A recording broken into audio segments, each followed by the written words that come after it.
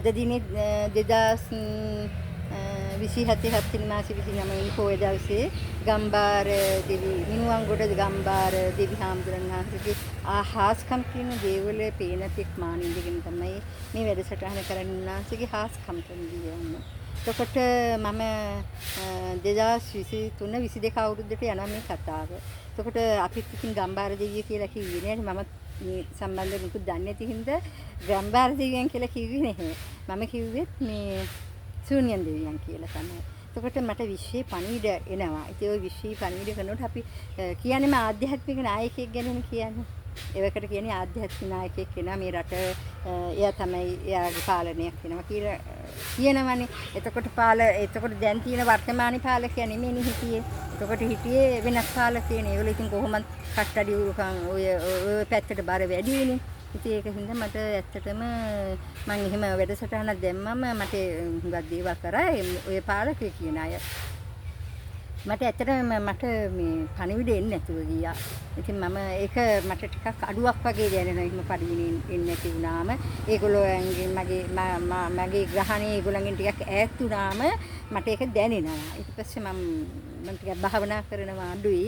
මම පෙර ආත්ම වලින් ගෙන අපි බලය, ශක්තිය, මාර්ගඵලයේ තියෙන හින්දා යම් කිසි විදිහකට මම ටිකක් භාවනා කරනවා අඩුයි. මොකද මම ගෘහිණියක්නේ. ඒක මට පොරොන්දු වෙලා තියෙනවනේ යම් කිසි විමාන වලට අරන් ගිහිලා ඊශ්වර දෙවියන් විමාන වලට ගිහිලා පොරොන්දු වෙලා තියෙනවනේ ඔබ කවදාකවත් මහාන කරන්නෙත් නෑ මැරෙන්න දෙන්නෙත් නෑ කියලා. ඒක හින්දා ඒගොල්ලෝ මට පොරොන්දුවක් අරන් තියෙනවා ශ්‍රී සම්බුද්ධ ශාසනය ආරක්ෂා කරන්න පොරොන්දු වෙන්න කියලා. එතනින් තමයි අපි වැඩ පටන් ගත්තේ. එතකොට ඒගොල්ලන්ට මම ප්‍රතිඥාවක් දීලා තියෙනවා නිලයට බලයට මුදලට මම ගැටි වෙන්නේ නෑ. මිනිස්සයේ ගුණ සුවඳම විතරයි මම ගරු කරන්නේ. මනුෂ්‍යත්වයේ ගුණ සුවඳ විතරයි මම කියන්නේ. අසාධාරණකම් අකටයුතුකම් ඉදිරියේ මම හඬගාගෙන එනවා කියලා ඒගොල්ලන්ගේ ඉදිරියේ මම ප්‍රතිඥා දීලා තියෙන්නේ කාටවත් තෝරා. එතකොට ඒක ඒ ලෙසම කෙරෙනවා. ඒ ලෙසම මම කරනවා. ඉතින් ශ්‍රී සම්බුද්ධ ශාසනය ආරක්ෂා කරගන්න ඒගොල්ලෝ මගේ ඉල්ලපිල්ලීම මම දොහොත් නගා ඒ පොරොන්දුව වෙනවා කියලා ඒ ඉල්ලීම මම බාරගත්තා. ඒ වගේම ඒගොල්ලෝ මට පොරොන්දු දෙකක් වුණා. කවදාකවත් මහාන දිවියට යන්න දෙන්නෙත් නැහැ. මැරෙන්න දෙන්නෙත් නැහැ කියන එක. ඒක ඉතින් ඔයගොල්ලෝගේ නැනනුවණින් ඒක විසඳා ගන්න. මම ඊට ඒ දේවල් කියන්නේ නැහැ. එතකොට මම පහුගිය කාලේ ওই ආධ්‍යාත්මික නායකයෙක් ගැන වැඩසටහන් කරනකොට මට ඒ පණිවිඩ එන්නේ නැතුව ගියා. මට ඉතින් අර ටිකක් ඒක දැනෙනවා. දැනුණා මම ටිකක් මම කිව්වනේ මම වැඩි භාවනා කරන්නේ. මම ඉතින් එහෙම දෙයක් වුණාම තමයි ටිකක් භාවනා කරන්න ගන්නේ. ඉතින් මම භාවනා කරනකොට මගේ මනසට එනවා ශූන්‍යන් දේවාල යන ශූන්‍යන් දේවාල යන්න කියලා. ඉතින් මට දැන් ඇත්තටම දැන් ඔඩිසගේ බලපෑම් මට තියෙනවනේ. ඒතර ඔඩිසෝ দমনය කළා නැහැ. ඒතර ඔඩිසෝ සීමා කළා නැහැ. ඒතර ඔඩිසෝ අපේ ග්‍රහණයට අරන් නැහැ. ඒ වුණාට මම යන්න ඕනේ දැන් කුලියාපිටියේ. කුලියාපිටියේ ඔඩිසගේ බලගත් ස්ථාන තියෙන්නේ. ඉතින් දැන් මම යන්න ඕනේ දැන් මගේ මනසට එන්නෙම මේ ශූන්‍යන් දේවාලය යන ශූන්‍යන් දේවාලය යන්නේ කියලා. ඉතින් මම ඒවකට හිතාගත්ත කමක් නැහැ. ඔය යනවා කුලියාපිටියේ කියලා. හැබැයි ඒ යන්නේ ඉස්සෙල්ලා මාත් එක්ක හිටියා මගේ වැඩසටහන් බලපු එක්තරා කාන්තාවක්. එයා මට මේ මිනුවන්ගොඩ දේවාලය ගැන අහලා තිබ්බා මගෙන් අහලා තිබ්බා මේ. ඒකට යම්කිසි ඒ කාන්තාවක් මට හම්බ වුණා මගේ වැඩසටහන් බලන. එයා ඒකට මේ මිනුවන්ගොඩ ගලිය දේවාලය ගැන කිව්වා. ඒතකොට මම ඇත්තටම දේවාල සංස්කෘතියක් මගේ තිබ්බේ නැහැ. මොකද මම දේවාල වලට යෑම මගේ තහනම් කරලා තිබ්බේ මට වෙච්ච කරදරත් එක්ක. ඊශ්වර දෙවියන් මේ දේවාල වලට යන්න එපා කියන නීතිය මට දාලා තිබ්බා. ඒකනේ මම දේවාල වලට ඇත්තටම ගියේ නැහැ. ඒගොල්ලන් දැනුවත් කරොත් පමණයි මම දේවාල වලට ගියේ ඇත්තටම. ඊට පස්සේ මට දවසක් දැන් මම භාවනා කරනකොට මට හීනෙන් කිව්වා ඒ කාන්තාව වෙන්නලා අර එයා කපුටු මන්තරයක් කිව්වේ කියලා කිව්වා. ඉතින් මම අවදි වුණාට පස්සේ ඕක ගැන පොඩ්ඩක් කල්පනා කරා. ඇත්තට මේ කාන්තාව මට හරියට නැවත වාරයක් මම බන්ධනයකට අහු වෙලාද මට මේ කපුටු මන්තරයක් කිව්වේ මොකද්ද මේ කාන්තාව ගැන මට ගාලා මතක් වුණා. මේ ගලේ දේවාලය ගැන මේ කියන්නේ කියලා මිනුවන්ගොඩ. අන්න ඒ වෙලෙම මට හරි සතුටක් හම්බුණා. මොකද ශූන්‍යන් ඔඩිසෝගේ කුලියාපිටිය යන්නනේ. එතකොට හිතන් හිටියේ ඒකින්ද මම කල්පනා කරා එහෙමනම් මම යන්න ඕනේ දැන් ගලේ දේවාලේ. එහෙනම් මම මිනුවන්ගොඩ ගලේ දේවාලේ යන්න ඕනේ. ගිහිල්ලා මොකක් හරි ඇති මෙතන මට නොතේරෙන පැටලෙවිල්ලක් මෙතන තියෙනවා. එහෙනම් මම මිනුවන්ගොඩ ගලේ දේවාලෙට ගිහිල්ලා පහන් පත්තු කළා. මොකද මම ඉල්ලියෙන් ඉල්ලන්නේ නැහැ. පහන් පත්තු කළා ඒ ආශිර්වාදය අරගෙන මගේ ආශිර්වාදෙත් ඒගොල්ලන්ට පුද කරලා එන එක තමයි මම කරන්නේ. යන්න මම කොහොම හරි එක්තරා දවසක් තුරගෙන මම දැන් තනියම මං ආවේ. තනියම ඇවිල්ලා මම ඒ රාජකාරී ටික කරලා පහන් පත්තු කළා. ඉතින් මං කොහේ ගියත් තෙල් මල් හඳුන් කූරු පහන් තමයි පත්තු කරන්නේ. මං පූජාවක් දෙන්නේ නැහැ. එහෙම නියමයක් මට නැහැ. ඉතින් මම ඒව කරන්න යන්නෙත් නෑ. මම පූජාවල් කවුරු හරි ගෙනල්ලා දුන්නොත් ඒක බුද්ධි විඳීමක් කරනවා. ඒ වෙන්නේ නැතුව පූජාවක් දෙන්න යන්නේ මගේ එහෙම ඒ ගැන මට එච්චර ලොකු පැහැදීමක් නෑ ඇත්තටම. ඇත්ත කිව්වොත් ඒකයි. නමුත් මම තෙල් මල් හඳුන් කුරු අරන් ගිහලා පහන් පත්තු කරලා එතකොට අපි පහන් ආලෝකයක් කරනවා කියලා කියන්නේ දෙවියන් වෙනුවෙන් බුදු වෙනුවෙන් දෙවියන් වෙනුවෙන්. එතකොට අපේ අඳුරු පැත්තක් තියෙනවා. අපේ අඳුරු පැත්ත දුරු වෙලා අපිට ආලෝක පැත්ත මේ පහන් ආලෝකේ වගේ උදා වේවා කියලානේ අපි පහන් ආලෝක කරන්නේ. ඉතින් මම එහෙම කරලා මං ගෙදර ගියා. ඇත්තටම එදා රාත්‍රියේ මට පෙන්නුවා මේ පාලකේ තුන් දෙනෙක් එකතු වෙලා මට බන්ධනයක් කරලා තිබ්බා. මහසොන් බන්ධනයක් කරලා තිබ්බා. මට පෙන්නුවා සේරම. ඒ මහසොන් බන්ධනේ ආවේ මේ නිකන් බල්ලෙක් නෑ හිටගෙන යන හිවලෙක් ඉන්නේ. අන්න ඒ වගේ වේශයක් අරගෙන තමයි මගේ භූමියට ආවේ. ඇවිල්ලා යා මේ ගෑනු සතෙක් එක්ක ඒ කියන්නේ ගෑනු අපේ දෙරේතට බැල්ලියෙක් හිටියා. ඒත් එක්ක යම්කිසි අනිසි ක්‍රියාවක් කරා. ඒක මම ඇත්තටම ඒක තමයි මට පෙන්න්නේ. ඒ බන්ධනයේ ස්වභාවය පෙන්නලා ඊට පස්සේ අරය මාව දැක්කම ගියා යන්න. ඒ ආපු මූද පැත්තෙන් තමයි ආවේ. ඒ බන්ධනයේ ස්වභාවය පෙන්න්නේ. ඊට පස්සේ ගම්බාර දිවි ඇත්තටම වැඩියා. එකක් කියන්න ඕනේ දැන් වැඩියම සමහර අය වලට පේනවද කියලා නෑ. මට පේන්නේ අපහැදිලි ඡායාවක්. නමුත් මට සිහිය නැති වෙන්නේ. ඒ අපහැදිලි ඡායාවත් එක්කම මට මේ S2 පිහ වෙනවා. S2 අරගන්න බෑ. ඒක තමයි වෙන්නේ. නමුත් අපහැදිලි ඡායාවක් මට පේනවා. ඒකෙන් තමයි ඒගොල්ලොන් එතකොට ඒ ගම්බාර දෙවියෝ ඇත්තටම වැඩියා. ඒ එනකොට මට තේරෙනවා මේ ඉන්නේ කවුද? මේ වෙන්නේ මොකද්ද කියලා මගේ මනසට දැනෙනවා. නමුත් S2 පිහ වෙනවා. අපහැදිලි ඡායාවක් විතරයි දකින්නේ. ඇත්තටම ඇවිල්ලා මේ මෙහෙම කටු වගේ ගැලෙව්වා. දෙහි කැපුවා. කටු ගැලෙව්වා. මේවා ඔක්කොම හිර කරලා තිබ්බේ. ඒකට මේ සාමාන්‍යයෙන් දැන් කියනවානේ ඕවා බොරු කතා, ඕවා තියෙන්නේ නැහැ, ඕවා මිත්‍යා කියලා. නෑ ඒවා තියෙනවා. ඒ බන්ධනවල ක්‍රමසහ විදිවල යම්කිසි ආකාරයකට තියෙනවා ඒ බන්ධන කරන මන්ත්‍රවල යන්ත්‍ර මන්ත්‍රවල ඒ ක්‍රම සහ විදි තියෙනවා. ඒවා අනුගමනය කරාම ඇත්තටම අපේ ශරීරවලට ඒක මම දන්නේ මගේ ශරීරයට ඒක විසයි. මගේ ශරීරයට ඒක ඔරොත්තු නෑ. නමුත් මට දැනෙනවා. මට ඔළුව බරලා තියෙනවා. මට විශාල ලෙස දැනෙනවා මේ මොකක් හරි දෙයක් මට සිද්ධ වෙලා තියෙන එක. එතකොට මේ ගම්බාර අප්පච්චි ඇත්තටම මේ මිනුවන්ගොඩ ඇවිල්ලා ඒ රාත්‍රියේම ඇවිල්ලා තමයි මම මේ ඇස් වලින් දැක්ක දෙයක් මම මේ කියන්නේ. බොරුවක් නෙමෙයි. හොඳ සීයෙන් දැක්ක දෙයක්. ඒක ඇත්තක්. උන්වහන්සේ ඇවිල්ලා තමයි සීරම් මේවා මේ හිර කරපු ඔක්කොම දෙහි කපලා අර මෙහෙම ගැලෙව්වා. ගලවලා මේ ඔක්කොම මේව කටු ගහලා තිබ්බේ. මේ මට පණිවිඩ දෙන්නේ නැති වෙන්න.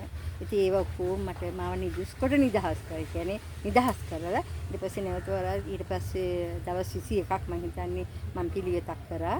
ඒ පිළිවෙතින් පස්සේ තමයි මට නැවතත් ආයි පණිවිඩ එන්න පටන් ගත්තේ. ඉතින් ওই පාලකේ කියන අය හරි ජරමර මට කරා. ඉස්සර හිටපු පාලකේ ඒගොල්ලන්ට නෑ කියන්න බෑ. මොකද ඒගොල්ලන් මට නම් වශයෙන් කියලා තියෙනවා. ඒකයි මං කිව්වේ මං දෙවුන්දරත් මගේ කතාවක් තියෙනවා. මම එතනට ගිහලා ඒ වැඩසටහන කරන්න මොකද එදා වුනේ කියලා කියන්න ඕනේ කතාව. මොකද ඒ කතාව කිව්වට පස්සේ පිළිගන්න මට මෙහෙමයි පිළිගන්න වෙනවා. පිළිගත්තත් නැතත් මට අදාළ නැහැ. මොකද මම මේ මහ පොළොවට ආපු රාජකාරිය මම කරනවා. එතකොට මට දැනට පවරලා තියෙනවා යම් කිසි විදිහකට අංගම් පූජාවක් මේ ස්ථානයේ පාරම්පරික අංගම් මම ඉස්සෙල්ලත් ඒක එලි කරා. පාරම්පරික අංගම් පූජාවක් කරන්න ඕනේ මේ ස්ථානයේ. අහවල් ස්ථානයේ හෙළ දේවතාවුන් වහන්සේලාගේ ආශිර්වාදයෙන් මගේ ආශිර්වාදය ඇතුව ඒකට තාම කවුරුත් ඉදිරිපත් තුන්නේ නැහැ. ඉතින් මම මේක යම් කිසි විදිහකට රටේ පාලකයට තව මේක කියනවා. මේ දෙයක් මට කියලා තියෙන ඒක කරන්න ඕනේ අනිවාර්යයෙන්. මොකද ඔය අතන මෙතන කරන අංගම් පූජා වලට වැඩි ශක්තිමත්. මොකද එදාට මගේ හැකියාව උනුත් එදාට මගේ බල ඒගොල්ලෝ දෙන බලතලත් අරගෙන මමත් එනවා එදාට. අන්න එදාට බලා ගන්න පුළුවන් මම කියන්නේ අස්සද්ද බොරුවක්ද කියලා. ඉතින් ඒ කියන ස්ථානයේ අංගම් පූජාව කරන්න ඕනේ මේ රටට ඉතුරු ටික හරියන්නේ නැහැ. මට මෙහෙමයි මට ඒක මම ඒක දෙනවා. මෙන්න මේ දෙයක් මට ඒක දැන් කිව්වේ 2000 දැන් අවුරුදු 3කට ඉස්සෙල්ලා ඔක කිව්වේ මම සමාජගත කරා මම හිතන්නේ. කරාට කවුරුත් ඔක පිළිගන්නේ නෑනේ. මේ මුසාවාද කියලා හිතන්නේ මුසාවාද නෙවෙයි ඇත්ත. මේ හරහා මිසක් මේ රටට යන්න බෑ. මේ හරහා තමයි යන මේ හරහා තමයි මේ කියන විදිහට තමයි මේ වැඩ පිළිවෙල යන්න ඕනේ. හෙලේ අනිත් ඒ මම දන්නේ හෙලේ යන්න ඕනේ මේ විදිහට. ඉතින් ඒකින්ද මම නැවත වතාවක් කියනවා මගේ මගපල වඩා ගන්න මම තෝරගෙන තියෙන්නේ දැන්. මම කවුද කියන එකත් මම දන්නවා. මම මගපල වඩා ගන්න ඕන කියන එකත් මම දන්නවා. මම ඒ ගමන් මාර්ගයේ ආයිතුයි කියන එකත් දන්නවා. ඒ ඔක්කොම පසලා විශ්වයේ දෙවිවරු කියනවා නම් උඹට පමණයි මේක කළ හැකි කියලා. උඹට පමණයි මේ රාජකාරිය කරන්න පුළුවන් කියලා. උඹට පමණයි මේ බලය තියෙන්නේ කියලා කියනවා නම් මම ඉතින් ඒ රාජකාරියත් කරන්න ඕනේ. මොකද මගේ මගපල වඩා ගැනීමත් මම කරන්නේ. ওই දෙකම කරන ගමන් තමයි මම මේ මනුෂ්‍ය ජීවිතය ගත කරන්නේ. ඒකින්ද වටහා ගන්න. ඉතින් නැවත වාරයක් මම ඉල්ලනවා මේ ඔඩිස වන්දනාව ඇත්තටම සීවමස්තු නමෝරාමා කියන ඔඩිස වන්දනාව පොඩ්ඩක් මේ නැනනුවණින් විසඳාගෙන ඒක පොඩ්ඩක් ඇත්තටම හැඳින්වීමක් වශයෙන් මම දැන් කිව්ව හින්දා ඒක පොඩ්ඩක් අවධානය යොමු කරන්න. මොකද ගම්බාර අප්පච්චිට ඒක අදාළ නැහැ. ගම්බාර අප්පච්චි යම් කිසි විදිහකට ගම්බාර අප්පච්චි දැන් බලපෑමකුත් නැහැ. ඒක දැන් මේ මොහොතේ නකට ශූන්‍යයක්ෂයාගේ යම් කිසි විදිහකට බලපෑමක් තිබුණා නම් මුළු ඕක කියනේන්ටත් ලොකු බලපෑමක් එනවා. ඒගොල්ලන්ට බලපෑමකුත් නැහැ. නමුත් ඒම කන්නලව් කිරීමේ ඇති වැඩකුත් නැහැ. එතකොට ඒක එහෙමම පොඩ්ඩ අපි එකපාරටම බැයි නම් ඒ සීමස්තු නමෝරාමා කියන ඒ ශූන්‍ය යක්ෂ කන්නලව අපි පොඩ්ඩක් ඔඩ්ඩිස කන්නලව පොඩ්ඩක් පැත්තකට දාලා ගම්බාර අප්පච්චි කන්නලව කරන්න.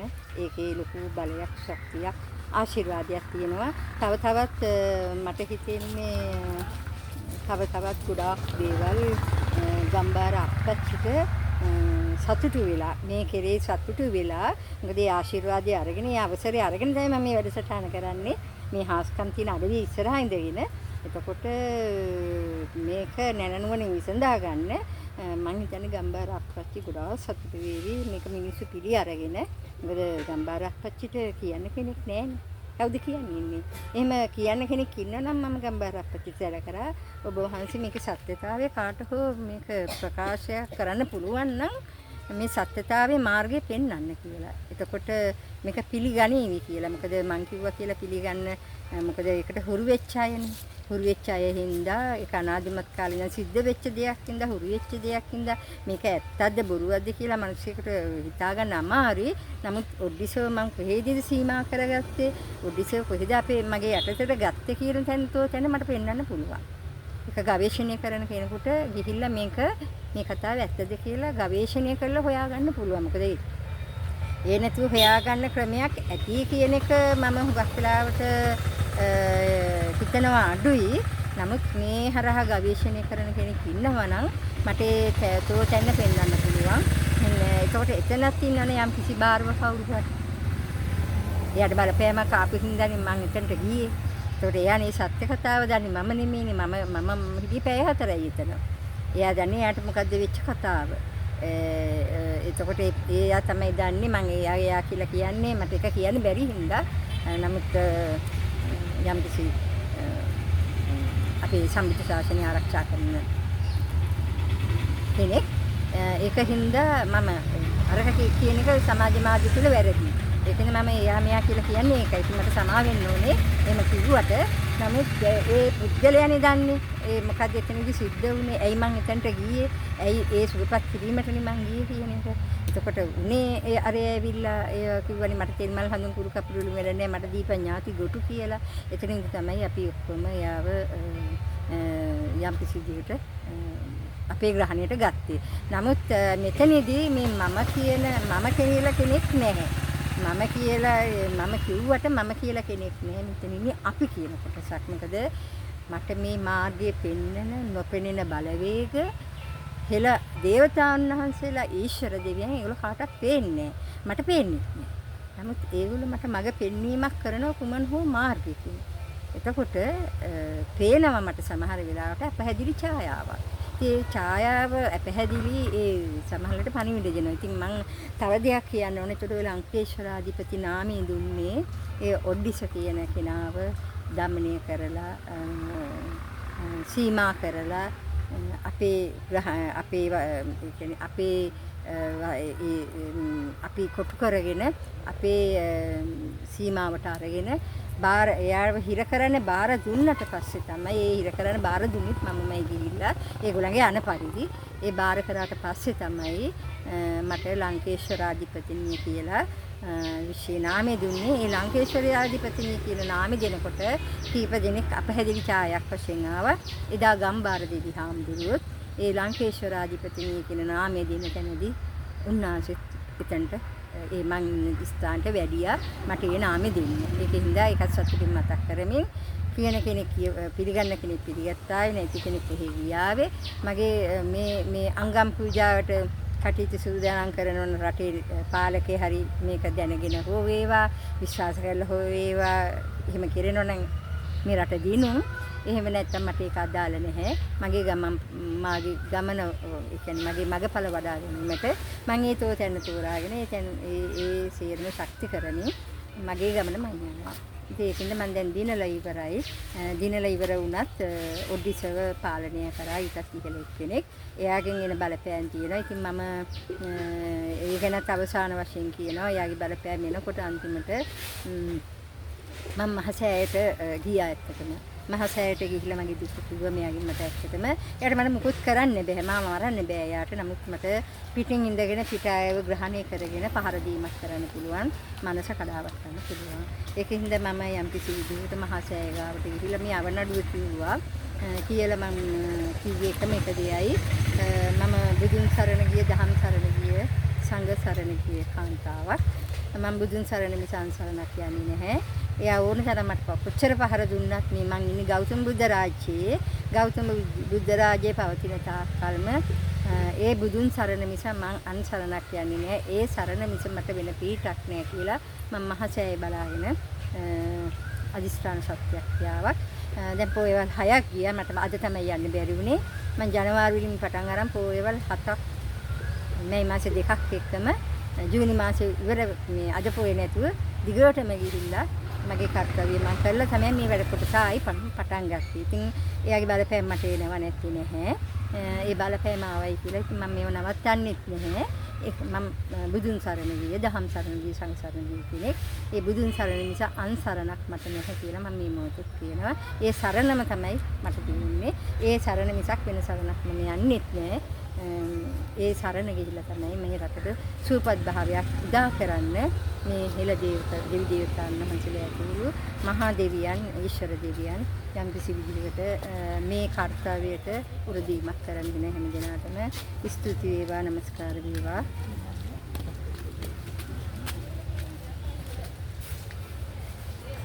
හැම දිනකටම ස්තුති වේවා කියලා මම මේ මොහොතේ වැඩසටහන අවසන් කරනවා. එහෙනම් විශ්වයේ හඬ ශ්‍රී නමෝ මාතා සුවපත් කරමින් සුවපත් වේවා කියලා මේ වැඩසටහන හැම දිනකටම සුවපත් වේවා කියලා වැඩසටහන අවසන් කරනවා.